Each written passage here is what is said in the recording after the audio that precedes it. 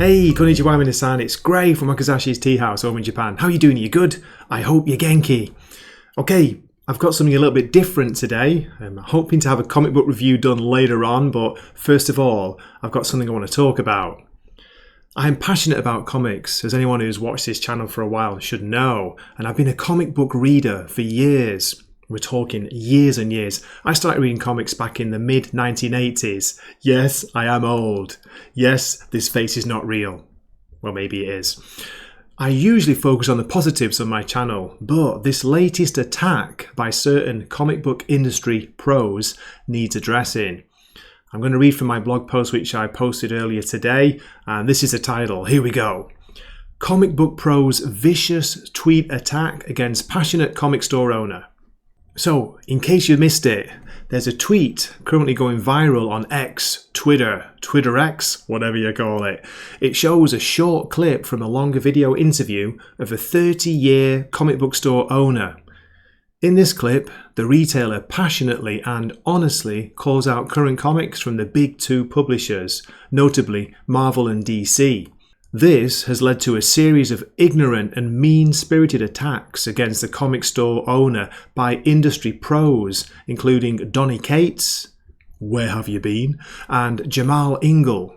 Here are a couple of quotes from the interview that has led to these ridiculous attacks. Now, it should be noted this is taken from a longer video which is on this comic book owner's YouTube channel, and it's worth watching because it's very interesting, but this is a very short clip taken from that video. I'll put a link in the description. The store owner said, "Most of these new writers don't have the love of comics like these older writers had. All they care about is, how can I put myself in the book? No, we don't care what you would do if you were Iron Man. We don't care who you are. You are writing Tony Stark. You're not writing yourself in a comic book. If that's the case, write your own comic with you in it. Nobody will read it though, because nobody cares." Okay, so he continues. "But that's again how most of these new people write nowadays. That's why most of the stuff is shite. Because we don't care what you would do, because we don't care about your life whatsoever. Just write a book. Get paid for what you do. Get paid for what you're supposed to be doing, and make it a good story." Okay, that's two brief quotes from a very brief clip on Twitter X. Now, I don't know about you, but I don't see much wrong with what he said. He was being honest and is clearly passionate about the comic book industry he's worked so hard for over the last 30 years. Worked for, okay? Comics are his livelihood as well as his passion.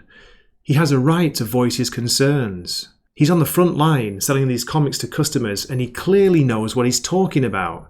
And now he's being attacked for his opinions on the social media platform. Well, no surprises there, is there?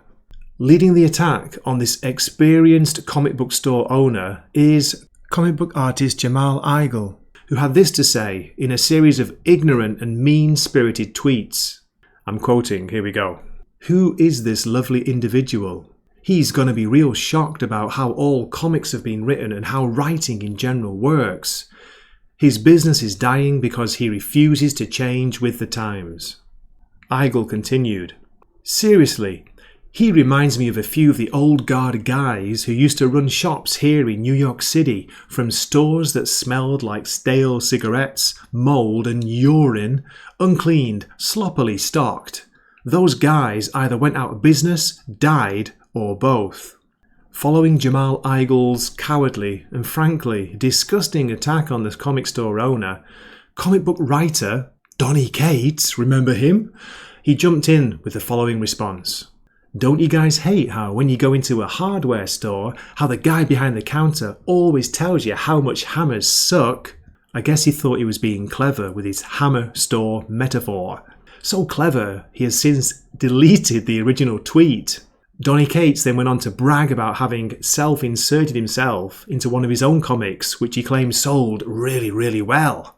Anyway, after deleting his original response, Cates posted this reply to the backlash he received from a high number of comic book readers, fans, and YouTubers. Cates said, "Okay, apparently people are not loving my reply, and that's okay. Allow me to double down. It's okay for two things to be true at the same time. Are there some not great books on the stands? Of course, always have been. Does that mean that all books are crap? Of course not. Donny Cates. Now, if you'd even listened properly to the clip from the interview, the comic book store owner didn't even say all books are crap. Yeah, sure, he was exaggerating a little bit by saying most, but, you can change that to some, or maybe even a lot of, and there's nothing wrong with what he said. There's nothing hateful in what he said. It's just pure passion. It's something he cares about, and that's clear to see.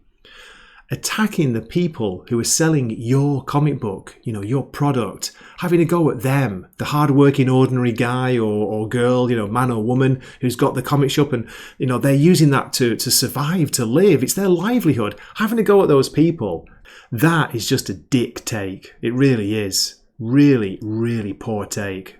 And going on to what the comic book store owner was talking about in the brief clip, the modern habit of self-inserting or writing themselves as the character by some current comic book writers is an annoying trend that's happening more and more.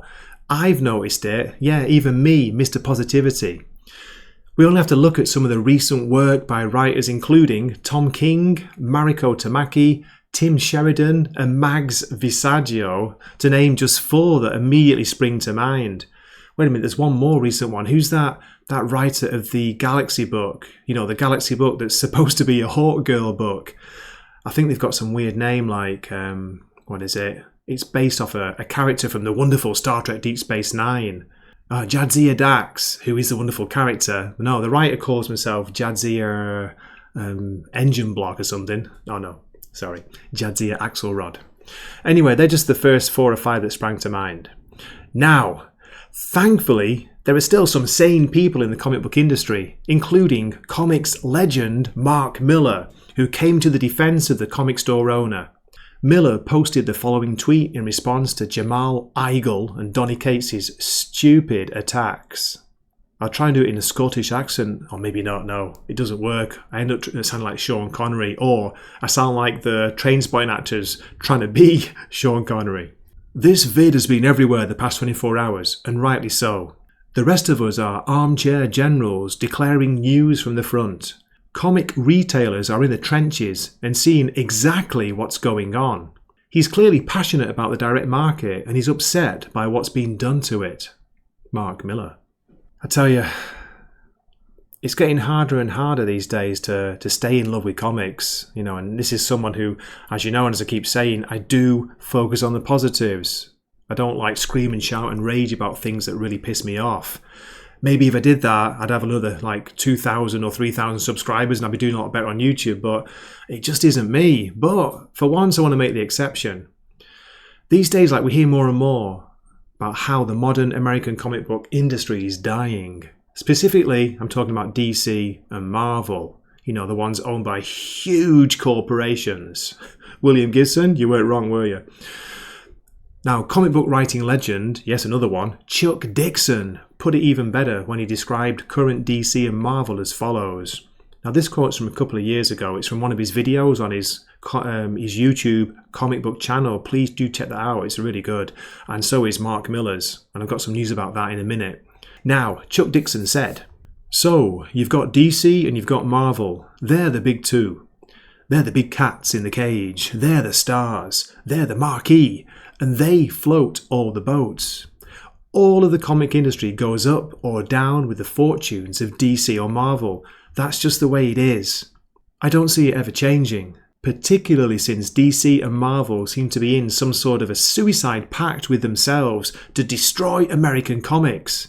I'm beginning to believe that they're doing it intentionally. Now, I'm just scratching at the surface here, but please let me know what you think. Please do drop a comment, even if it's to scream and shout at me and tell me I'm wrong. What are some ways that the major comic book publishers can save their industry? Thank you so much for listening this far. And before I finish, breaking news, kind of, because on Twitter, how long is news breaking news? But Twitter X, Mark Millar has posted that he's going to do an interview with the comic book store owner, the guy behind the tweet that went viral, the guy with a passionate opinion, the guy who's got 30 years of experience and, he lives off that store. That's his livelihood. That's how he makes a living. Mark Millar, the gentleman that he is going to interview him, and that should be up on his channel within, hopefully, next few days. It could even be on later on today, or whenever you're listening to this. So do check it out. Again, I will drop a link in my description to Mark Millar's awesome YouTube channel where he does interview comic book creators. Okay, so that's it for my video. I do hope you enjoyed it. As I say, a little bit different than the usual comic book reviews or Godzilla reviews. Oh dear, they've died down now. I'm kind of sad about that, but what can you do? And I hope to see you in a future comic book review video. This has been Gray from Wakizashi's Teahouse, and I'm signing off for the night here. Matane.